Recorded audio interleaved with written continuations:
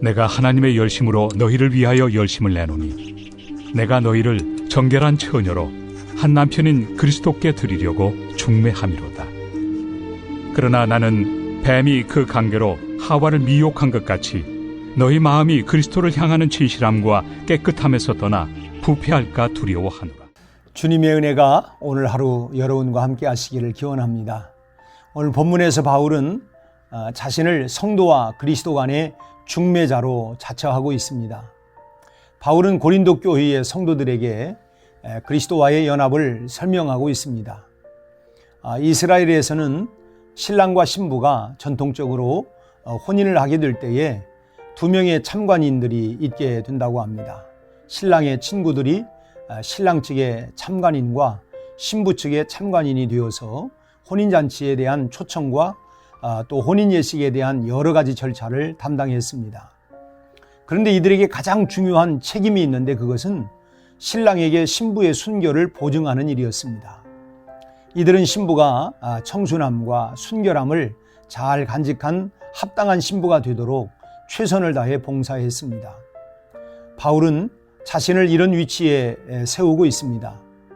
고린도 교회 성도들이 예수 그리스도께 합당한 신부가 되도록 하기 위해서 최선을 다해 노력하면서 고린도 교회 성도들에게 그리스도와의 연합을 위한 두 가지 여건을 말씀하고 있습니다. 첫째, 먼저 정결해야 한다는 것입니다. 신랑이 신부를 만났을 때 신부에게서 냄새가 나고 지저분하다면 기분이 어떻겠습니까? 세상의 어느 신부도 냄새가 나고 지저분하고 더러운 상태로 신랑을 맞이하지는 않을 것입니다. 어떤 신부도 자신의 몸과 마음을 정결하게 닦고 준비합니다. 만약 그렇지 못하다면 결혼할 자격이 없는 사람이죠. 이와 마찬가지로 우리가 예수님을 만날 때 정결해야 하는 것은 기본입니다. 영혼에 붙어있는 각종 더러운 죄, 이단 사설에 물들어 있는 잘못된 신앙을 깨끗이 떨어내지 않고서는 예수님과 연합할 신부로서의 자격이 없는 것입니다. 여러분은 영적으로 정결하신지요? 순결하십니까?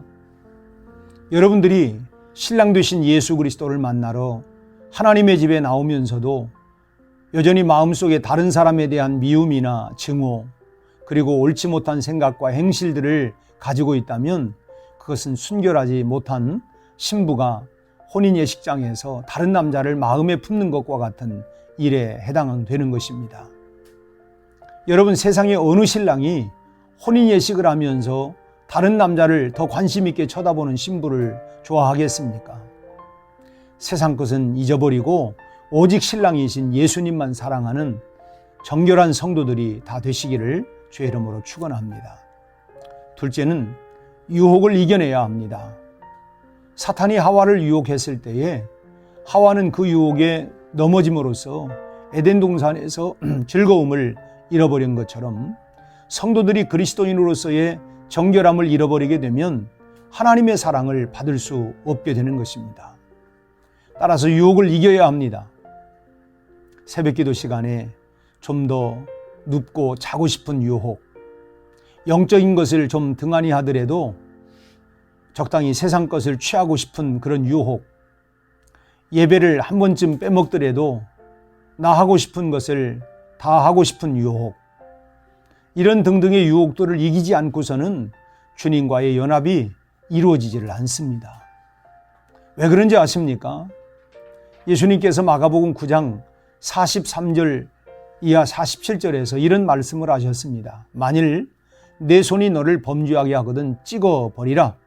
장인으로 영생에 들어가는 것이 두 손을 가지고 지옥 곧 꺼지지 않는 불에 들어가는 것보다 나으니라. 만일 내 발이 너를 범죄하게 하거든 찍어버리라.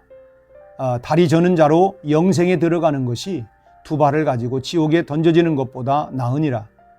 만일 내 눈이 너를 범죄하게 하거든 빼버리라. 한 눈으로 하나님의 나라에 들어가는 것이 두 눈을 가지고 지옥에 던져지는 것보다 나으니라고 하셨습니다.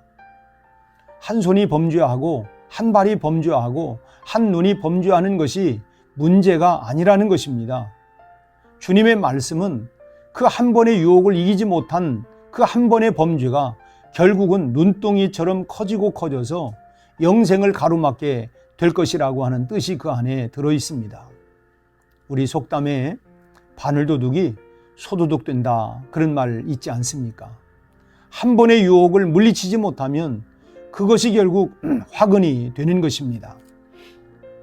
우리가 한번 피곤하고 힘든데 오늘 딱 하루만 새벽 기도를 쉬자, 그렇게 생각해서 쉬어보십시오.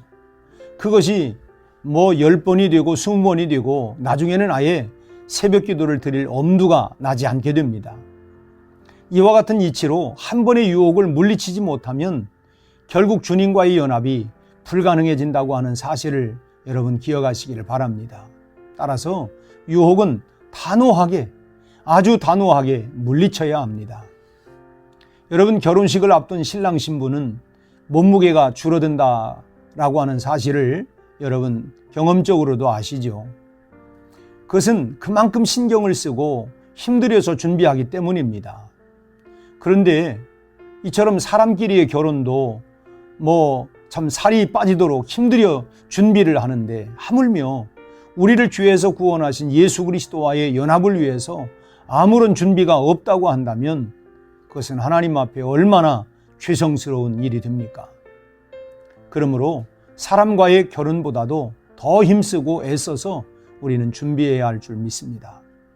세상으로부터 자신을 정결하게 날마다 가꾸셔야 합니다. 죄의 유혹과 영적 게으름에 대한 유혹을 이기셔야 합니다. 그리스도와 연합하는 성도로서 오늘도 당당하게 승리하는 하루가 되시기를 주님의 이름으로 축원합니다. 함께 기도하시겠습니다. 우리 아버지 하나님, 나 혼자로서는 패할 수밖에 없지만 주님이 우리와 함께 하시기에 우리는 이 험한 세상 속에서 나와 세상과 죄악과 싸워 승리할 수 있는 줄로 믿습니다.